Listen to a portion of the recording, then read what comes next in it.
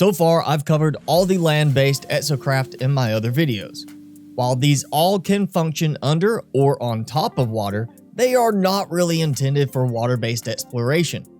We have only one Exocraft really designed for this because, hey, it's a submersible. So let's dive on in to this look at the Nautilon. So it's called the Nautilon, which is a variation on Nautilus. So of course it's going to be used for underwater exploration, mining, and combat. Since it is our only submersible vehicle, the devs fortunately decided to give it a good balance of 28 inventory slots. Though it honestly looks like it should have about the same as the Nomad or Pilgrim due to its physical size. So to build the Nautilon, you need to unlock it. This is done by buying the unlock for the Nautilon chamber from the construction research terminal on the anomaly for 10 salvage data. This is actually the only Exocraft that doesn't have the docking element called a geobay. You can also unlock the blueprint through the Dreams of the Deep mission, which is not a mission you get from your Exocraft tech. The Dreams of the Deep mission will begin once you either finish the 16 of 16 primary mission, or after you warp into a new system once you achieve the Explorer milestone by warping 50 times. Again, the easiest method is to just buy the unlock with salvage data. It's just so much easier and faster to scrounge up the 10 salvage data in the end. But now you have the Nautilon chamber unlocked, so head to a planet or moon with water and build it in water. I feel like I shouldn't have to say that, and even the game tells you to build it in water, but I know if I don't say it, someone will comment with, "It took me forever to figure out I had to build it in water." While you can break down the Nautilon chamber after you build it just like the geobays, I suggest keeping this one if and only if you are building it alongside a base so you have a nice looking submarine dock.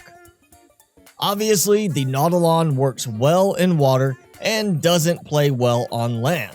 It is a submarine after all, but it still takes upgrades the same as the other Exocraft, which you buy from either the Exocraft guy on the anomaly or the Exocraft tech merchants on space stations. But first, let's talk about the engine. The Nautilon uses the Humboldt drive, which, other than the fancy name, has both different upgrades and fuel than the other Exocraft. Yes, that's right.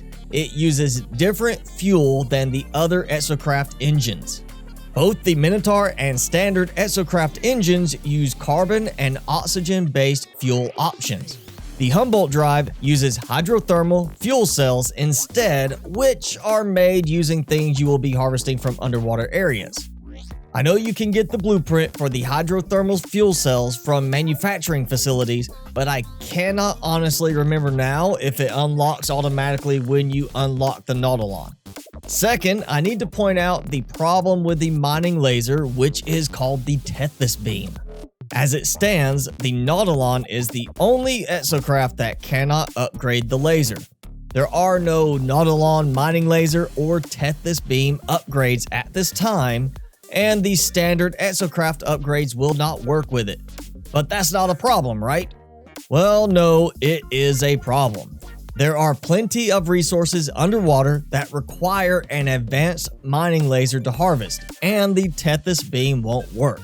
Which means, despite having a fancy submarine, you will still have to get out and do some harvesting with your multi-tool.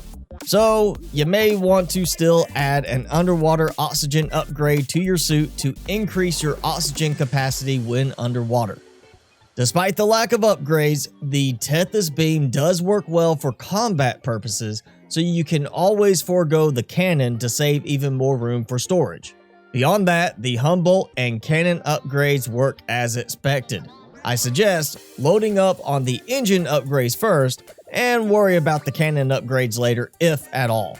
Again, the Tethys beam works well as a weapon despite it lacking better harvesting capability.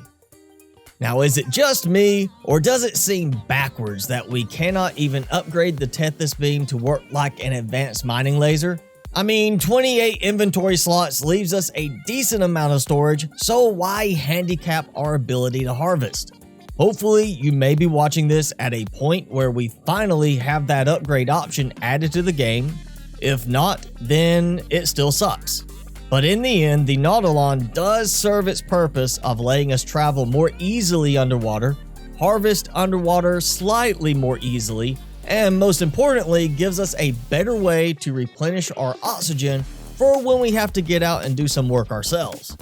So what do you think of the Nautilon? Do you think it's the most amazing thing since sliced peppers, or does it leave you wanting the Cyclops from Subnautica added to the game? Leave a comment and share your thoughts on the Nautilon.